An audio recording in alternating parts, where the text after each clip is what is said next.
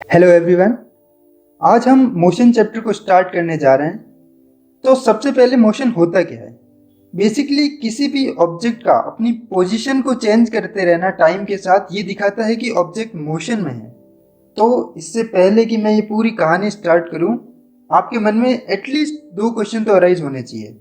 First is why we study motion, इसकी ज़रूरत क्या है? अब देखिए, मोशन को आप डे टू डे लाइफ के अंदर सबसे ज़्यादा एक्सपीरियंस करते हैं। आपके चलने से लेके गाड़ियों के चलने तक, या अर्थ का एक्सिस पे रोटेशन से लेके सन के चारों तरफ रिवॉल्यूशन तक, अब ये सब मोशन का हिस्सा है। और आप भले साइंस फील्ड में जाना चाहते हो या ना जाना चाहते हो, ये चैप्टर इतना बेसिक है कि आपको लाइफ में कभी ना कभी कहीं ना कहीं इसकी ज़रूरत ज़रूर पड़ेगी। अब सेकंड क्वेश्चन ये है कि सबसे पहले हम मोशन को ही क्यों पढ़ते हैं? तो देखिए, आने वाले हर चैप्टर के अंदर इसका थोड़ा थोड़ा यूज आएगा, और उन सभी चैप्टर्स को समझने के लिए आपको ये टॉपिक अच्छे से आना चाहिए। अब असल में ये जो 3 चैप्टर है ये एक दूसरे के साथ जुड़े हुए हैं, और इनको आप अलग अलग ना माने। पहला motion, force and law of motion, और थर्ड ग्रेविटेशन। अब हम देख लेते हैं कि ह्यूमंस को मोशन को समझने की ज़रूरत क्यों पड़ी। तो इसके लिए हम आज से बहुत साल पीछे चलते हैं, जब किंगडम्स हुआ करते थे। तो उन लोगों को आपके लिए कोई चैप्टर बनाने में कोई इंटरेस्ट नहीं था, उन्हें बस अपना काम निकालना था। फॉर एग्जाम्पल, किसी घोड़े को कितने स्पीड पे दौड़ाया जाए कि वो 2 दिन के बाद अगले राज्य के अंदर पहुंच जाए, या फिर युद्ध के अंदर तोप को कितने एंगल पर और कितने जोर से फायर किया जाए कि वो दुश्मन सेना के अंदर सबसे ज्यादा हार्म करे।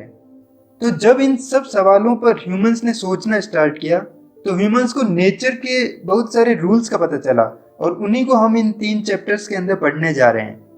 अब हम 5 रियल लाइफ एग्जांपल्स देख लेते हैं to know the importance of motion. First is, आपने 8th क्लास के अंदर पढ़ा होगा speed equals to distance upon time.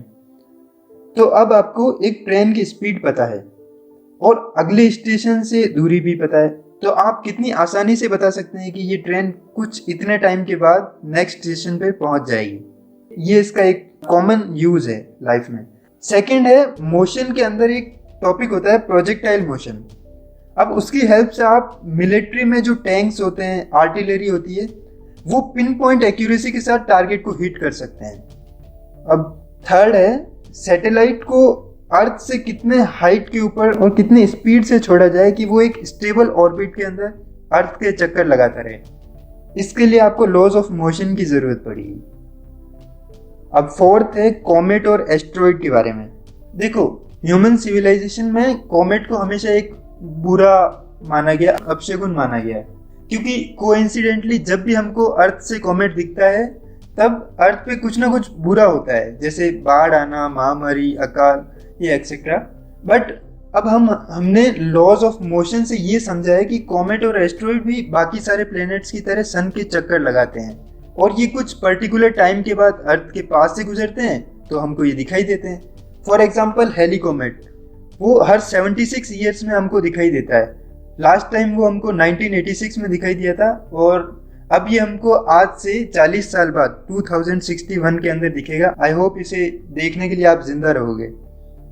अब फिफ्थ एंड फाइनल पॉइंट, जो हमारी मिल्की वे गैलेक्सी है वो अपनी पड़ोस की एंड्रोमेडा गैलेक्सी के साथ ये दोनों एक दूसरे के करीब आते जा रहे हैं। तो according to calculation by laws of motion, आज से 4.5 बिलियन ईयर्स के बाद ये एक दूसरे से टकरा जाएंगे। अब ये दुनिया भर की इधर उधर की बातें करने के बाद अब हम मोशन चैप्टर को स्टार्ट करने जा रहे हैं। So keep watching and keep learning.